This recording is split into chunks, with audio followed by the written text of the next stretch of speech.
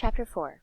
"Cassie, what's the matter with you, girl?" Big Ma asked, as she thrust 3 sticks of dried pine into the stove to rekindle the dying morning fire. "You sure taking a sorrowful long time to churn that butter."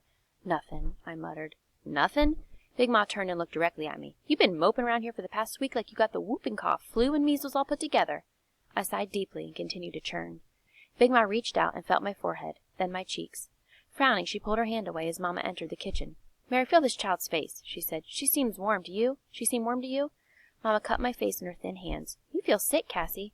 "No, How do you feel?" "All right," I said, still churning. Mama studied me with the same disturbed look Big Ma wore, and a tiny frown line appeared on her brow. "Cassie," she said softly, fixing her dark eyes upon me, "is there something you want to tell me?" I was on the verge of blurting out the awful truth about the bus and the men in the night, but then I remembered the pact Stacy had made us all swear to when I had told him, Christopher John and Little Man, about the caravan, and I said instead, "No, ma'am," and began to churn again. Abruptly, Mama took hold of the churning stick, her eyes searching mine. As she studied me, she seemed about to ask me something. Then the question faded, and she pulled away. Lifting the lid of the churn, "It looks ready now," she said with a sigh. "Dip out the butter like I showed you and wash it down. I'll take care of the milk." I scooped the butter from the churning lid onto a plate and went through the curtain to the small pantry off the kitchen to get the molding dish. It had been placed on a high shelf under several other dishes, and I had to stand on a stool to get at it. As I eased it out, Mama and Big Ma spoke softly in worried tones on the other side of the curtain. "Something the matter with that child, Mary." "She's not sick, Mama." "There's all sorts of sickness. She ain't right for going on over a week. She ain't sleeping right either. Restless and murmuring in her sleep all night long, and she won't hardly even go out and play, rather being here helping us. Now you know that ain't like that child." There was a moment's pause, then Mama whispered so I couldn't hardly hear her. Mama, you think she could have seen?" "Oh, Lord, no, child," Big Ma exclaimed hastily. "I checked in there right after they passed, and she was sound asleep. She couldn't have seen them old devils. The boys neither." Mama sighed. "The boys, they're not themselves either. All of them. Too quiet. Here it is Saturday morning, and they're quiet as church mice. I don't like it, and I can't shake the feeling it's got something to do with Cassie!" Without warning, I'd lost my balance, and with an absurd topple from the knee-high stool, crashed upon the floor with the molding dish. "Cassie, you hurt?" Mama asked, stooping beside me. "No, I mumbled, feeling very clumsy and close to tears. I knew that if I let the tears fall, Mama's suspicion that something was wrong would be confirmed, for I never cried about such a silly thing as a fall. In fact, I seldom ever cried. So instead of crying, I jumped up quickly and began to pick up the broken pieces of the dish. "I'm sorry, Mama," I said. "That's all right," she said, helping me. When we had swept the chips away with the long-filled straw broom, she told me, "Leave the butter, Cassie, and go on with the boys." "But, Mama, I'll do the butter. No, go on. Do like I say." I stared up at Mama, wondering if she would ever know what we had done, then joined the boys, who were sitting listlessly around the fire, absently listening to TJ. "See, fellows, there's a system of getting out of work," TJ was expounding as I sat down. "Just don't be around when it's got to be done. Only thing is, you can't let your folks know that's what you're doing. So you should do like me. Like this morning, when Mama wanted to bring back them scissors she borrowed from Mis' Logan, I ups and volunteered so she didn't have to make this long trip down here, she being so busy and all. And naturally, when I got here, y'all wanted me to stay a while and talk to y'all. So what could I do? I couldn't be impolite, could I? And by the time I finally convince y'all I gotta go, all the work will be done at home." TJ chuckled with satisfaction. "Yeah, you just have to use the old brain, that's all." He was quiet a moment, expecting some comment on his discourse, but no one said a word. TJ's eyes roamed the length of the room. Then he admonished, "See, if you was smart like me, Stacy, you'd use the old brain to get the questions on that big test coming up. Just think, they probably just sitting right here in this room, waiting to be discovered." Stacy cast TJ an annoyed look, but did not speak. "Y'all sure are a sorry lot this morning," TJ observed. "A fellow's just wasting his know-how talking to y'all." "Ain't nobody asked you to give it," said Stacy. "Well, you don't have to get snippety about it," replied TJ haughtily. Again silence prevailed, but that would not do it for TJ. "Say, how about we sneak down to that old Wallace store and learn how to do some of them new dances? Mama told us not to go down there," Stacy said. "You some mama's boy or something? You gotta do everything your mama tells you?"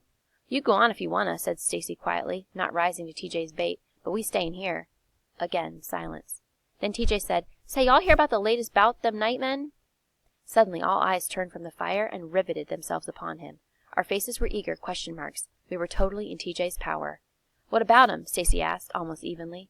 TJ, of course, intended to nurse the moment for as long as he could. "You see, when a fellow's as smart as me, he gets to know the things other folks don't. Now, this kind of information ain't for the ears of little kids, so I really shouldn't even tell y'all." "Then don't," said Stacy, with smooth finality, turning back toward the fire as if he cared not at all about the nightmen. Taking his cue, I nudged Christopher John, and Christopher John nudged Little Man, and the three of us forced ourselves to stare into the fire in feigned disinterest. Without a captive audience, TJ had to re-interest us by getting to the point. Well, about a week ago they rode down to Mr. Sam Tatum's place, down the Jackson Road toward Strawberry, and you know what they done? Stacy, Little Man, and I kept our eyes upon the fire, but Christopher John piped eagerly. What? I poked Christopher John, and he turned guiltily around, but TJ, triumphant, with an assured audience of one, settled back into his chair ready to prolong the suspense. Mama kill me if she knowed I was tellin' this. I heard her and Mis' Claire Thompson talking about it. They was real scared. Don't know why, though. Them old nightmans sure wouldn't scare me none. Like I told Claude. Hey, y'all, Stacy said, standing up and motioning us up. Mama said she wanted us to take some milk and butter down to Mis' Jackson before noon. We'd better get started. I nodded, and Christopher John and Little Man and I got up. Tarred and feathered him, TJ announced hastily. Poured the blackest tar they could find all over him, then plastered him with chicken feathers, TJ laughed. Can you imagine that? But why? Asked Little Man, forgetting our ploy. This time, TJ did not slow down. I don't know if y'all's little ears should hear this, but it seems he called Mr. Jim Lee Barnett a liar. He's the man who runs the mercantile down in Strawberry. Mr. Tatum's supposed to done told him that he ain't ordered up all them things Mr. Barnett done charged him for. Mr. Barnett said he had all them things. Mr. Tatum ordered writ down, and when Mr. Tatum asked to see the list of his, Mr. Barnett says, "You calling me a liar, boy?" And Mr. Tatum said, "Yes, sir, I guess I is." That done it. Then it wasn't 'cause of the bus? Christopher John blurted out. Bus? What's the bus got to do with it? Nothing, Stacy said quickly. Nothing at all. Well, if anybody said them nightmen was down in here 'cause of some stupid bus, they crazy, said TJ authoritatively, 'cause my information come direct from Miss Claire Thompson, who seen Mr. Tatum herself. You sure? Stacy asked. Sure I'm sure. When do I ever say anything when I ain't sure? Stacy smiled with relief. Come on, let's get the milk.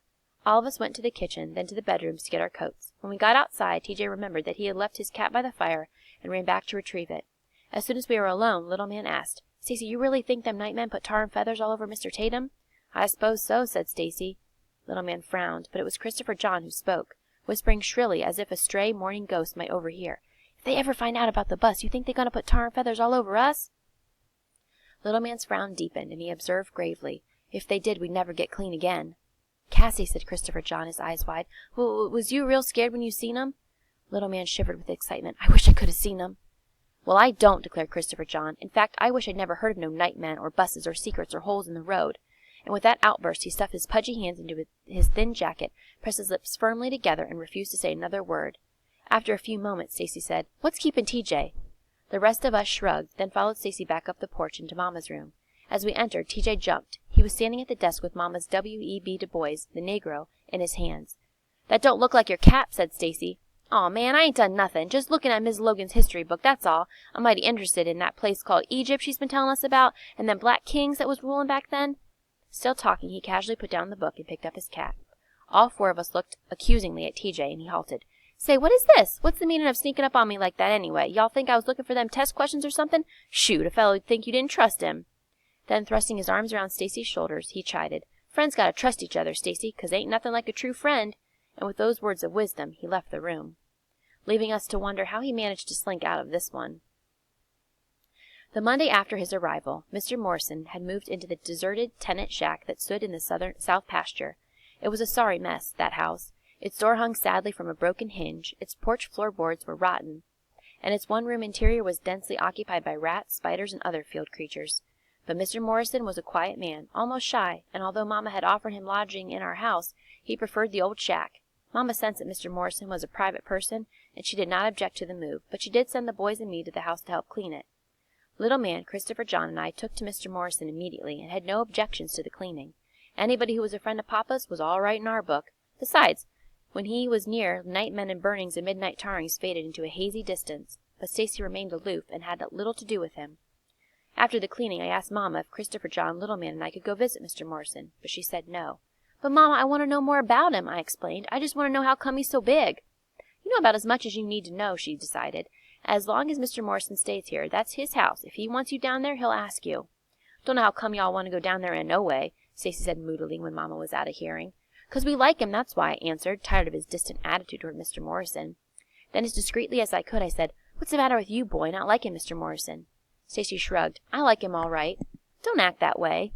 Stacy looked away from me. Don't need him here, and all that work he's doing, I could have done it myself. Ah, you could have done no such thing. Besides, I looked around to be certain that Big Ma and Mama were not near. Besides, Papa didn't just bring him here to do work. You know how come he's really here. Stacy turned toward me haughtily. I could have taken care of that, too. I rolled my eyes at him, but held my peace. I didn't feel like a fight. As long as Mr. Morrison was within hollering distance off the back porch, it made little difference to me what Stacy thought he could do. I sure wouldn't want that big old man staying at my place, said TJ on the way to school. I bet you he'd get mad one time. He'd take old little man and swing him over that tree yonder like he was nothing but a twig. He laughed then, as little man set his lips and stared angrily up. Of course, I could probably do about that myself. Couldn't either, denied little man. Hush, man, said Stacy. TJ, leave man alone. Aw, I ain't bothering him. Little man's my buddy, ain't you, man? Little man scowled but didn't reply. TJ turned back to Stacy. You ready for that history test? Hope so, said Stacy, but I keep forgetting them dates. Betcha I could help you if you'd be nice. How, you worse than I am about dates? TJ grinned, then slyly pulled a folded sheet of paper from his pocket and handed it to Stacy. Stacy unfolded it, looked at it curiously, then frowned. You planning on cheating? Well, no, I ain't planning on it, said TJ seriously. Just if I gotta. Well, you ain't gonna, said Stacy, tearing the paper in two. Hey, what's the matter with you, man? Cried TJ, grabbing for the paper. But Stacy turned his back to him and tore the paper into bits, then deposited them into the gully. Man, that show ain't right. I wouldn't do that. Do you that way? Maybe not, replied Stacy, but at least this way you won't get into no trouble. TJ mumbled. If failing ain't trouble, I don't know what is.